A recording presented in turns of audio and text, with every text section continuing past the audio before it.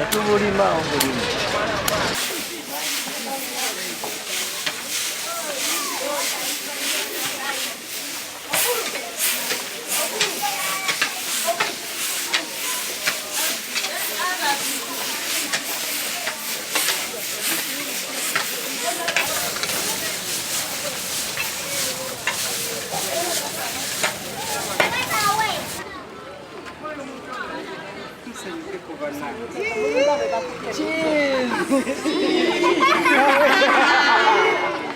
Bakabaka bwaffe bannange tuli basanyufu nnyo byansusu era abaana ndowooza mubalaba baana tuva kukola tuva kulongoosa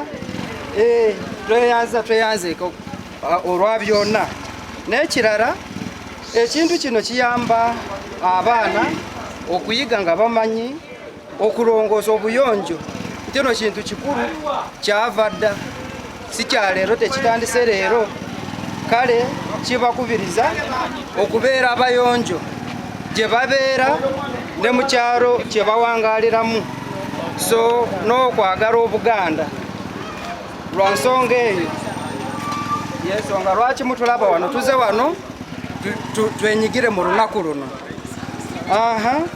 Ekirala twebaza Ssaabasajja olw'okutuuka ku lunaku luno kyamaanyi nnyo abaana bano bakyagala nnyo baalulinda lunaku luno kwe kutulaba wano.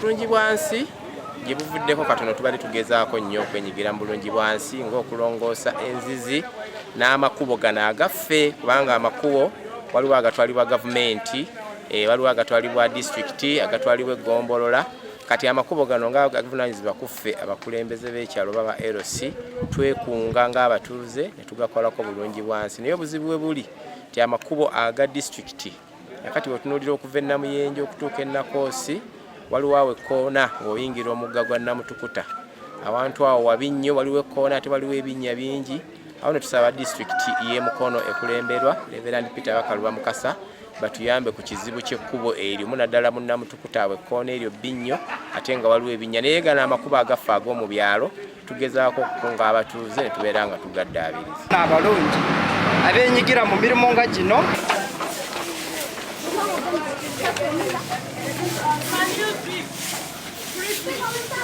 Sweep. Manya gange nse Joyce Nakamatte kanze omu ku mutongole w'ekyalo kino Nakoosi. Nja kusooka okwebaza abantu bonna abasobodde okujjumbira ekintu kino kibeebale nnyo beebalire ddala era ne neebaza n'ono munnamawulire waffe atubaddemu olwaleero kyatukoledde omulimu gw'amaanyi. Ffe ng'ababooda okuyimirirawo mu mulimu guno ogwa bulungi bwansi ku kyalo kyaffe. Ekyalo kibadde bubi nnyo naye olwa kabaka waffe n'omwami waffe owa kabaka gwe tulina ku kyalo kuno n'atuyamba ne tujja tukole omulimu guno. Naye ffe ababooda tusaba abakulembeze abatulaba tuli bubi nnyo enguudo oziraba tebatuyambye twabalonda twabatuma naye tebatuyambye